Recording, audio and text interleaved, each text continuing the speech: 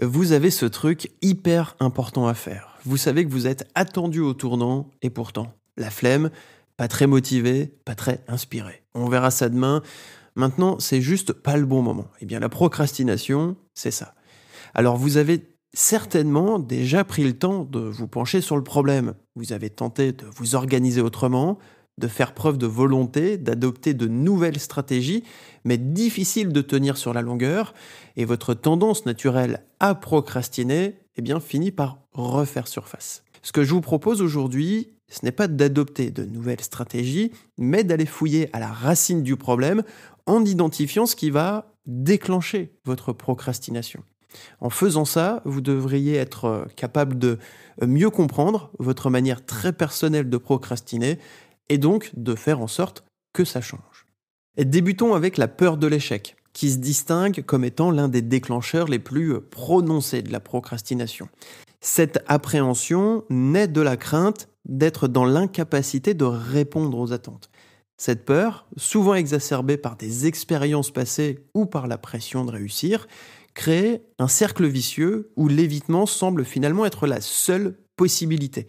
Ce qui en résulte, c'est une forme de stagnation où même le premier pas vers l'accomplissement d'une tâche est entravé par la terreur de ne pas parvenir à la perfection désirée.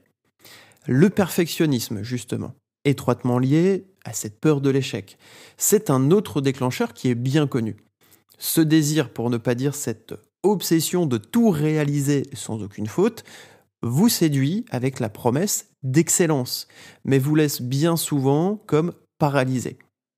Chaque tâche devient alors intimidante, non pas par nature, mais par la pression que vous vous imposez pour atteindre la perfection.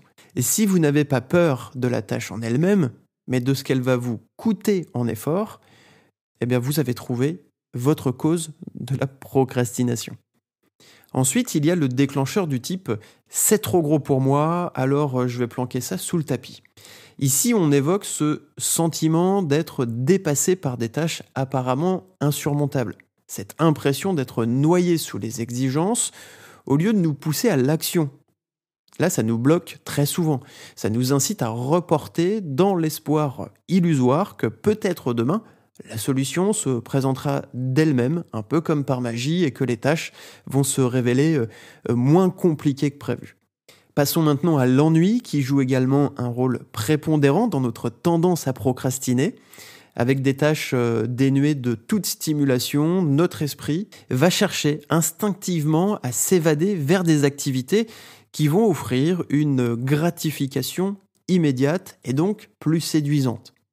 Ce désir d'échapper à l'ennui nous éloigne de nos obligations, nous conduisant à privilégier des plaisirs éphémères qui, bien que satisfaisants à court terme, n'apportent aucune solution à nos vrais problèmes.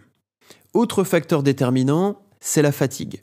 On l'omet souvent quand on parle de procrastination, mais vous pourriez tout à fait être moins dedans parce que vous vous sentez tout simplement fatigué, épuisé. Nos ressources en temps et en énergie, elles ne sont pas infinies et il est courant que pour faire face aux tâches exigeantes, nous options pour le repos ou des activités nécessitant un moindre effort cognitif. La quête de gratification immédiate, c'est un autre activateur de la procrastination. Et ça provient très clairement de ce qu'on pourrait appeler l'ère du temps. Aujourd'hui, les récompenses sont instantanées, constamment à portée de clic. Et cette tendance à privilégier les satisfactions à court terme, compromet grièvement notre capacité cérébrale. Autre déclencheur avec l'absence de deadline claire ou de conséquences immédiates, ça constitue un terreau fertile pour la procrastination. Sans une échéance précise, il est facile de glisser dans la complaisance où chaque tâche sera sans cesse repoussée. Cette perception d'avoir finalement tout le temps du monde, ça masque la réalité des délais qui se rapprochent et des opportunités qui finissent par s'évanouir. Jusqu'au moment où l'urgence finisse par s'imposer d'elle-même, brutalement, laissant peu de place à une action qui va être réfléchie et efficace. Et donc n'oublions pas nos chers amis les smartphones qui, bien qu'incroyablement utiles, ont également augmenté notre susceptibilité, sensibilité aux interruptions. Les réseaux sociaux, les emails, les notifications, tout ça, ça fragmente notre attention. Et parmi ces déclencheurs, le déclencheur des déclencheurs, c'est l'absence de sens dans ce que nous entreprenons. Il s'agit du déclencheur qui va être le plus profond. Quand les tâches ou les objectifs ne résonnent pas avec nos valeurs personnelles et ne s'alignent pas avec notre vision du monde, il devient extrêmement difficile de leur accorder de l'importance, de l'énergie et du temps.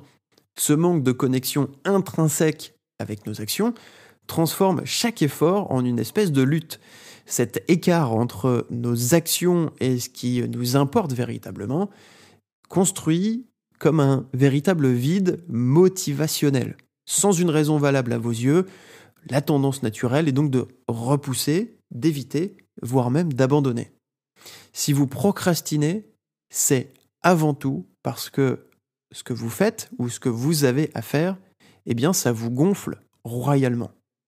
Pour lutter efficacement contre la procrastination, il va donc être essentiel de commencer par un travail profond d'introspection sur le pourquoi de vos actions. Posez-vous la question franchement, est-ce que mon job a du sens pour moi ? Est-ce que la vie que je mène ressemble à celle que je souhaite vraiment vivre ? Est-ce que j'ai le sentiment d'être utile ?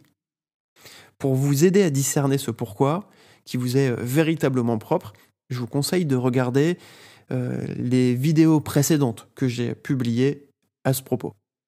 Au-delà de cette réflexion existentielle, d'autres stratégies vont donc pouvoir nous sauver la mise. Tout d'abord, décomposer les tâches. Transformer les grands projets en petites étapes plus digestes et plus accessibles. Gérer les priorités. Utiliser des techniques comme la matrice d'Eisenhower, ça marche bien pour différencier l'urgent de l'important.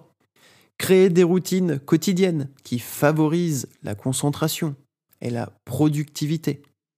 Mettez en place des stratégies pour minimiser les interruptions et toute forme de distraction. Et puis, utilisez intelligemment votre cerveau avec son système de récompense.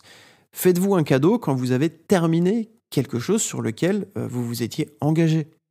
Ça peut être une pause un peu plus longue, un resto avec des amis, un ciné.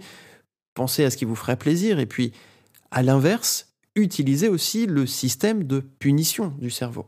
Si vous n'assurez pas sur les tâches que vous devriez accomplir, et si elles sont bien évidemment alignées avec vos aspirations profondes, privez-vous de quelque chose.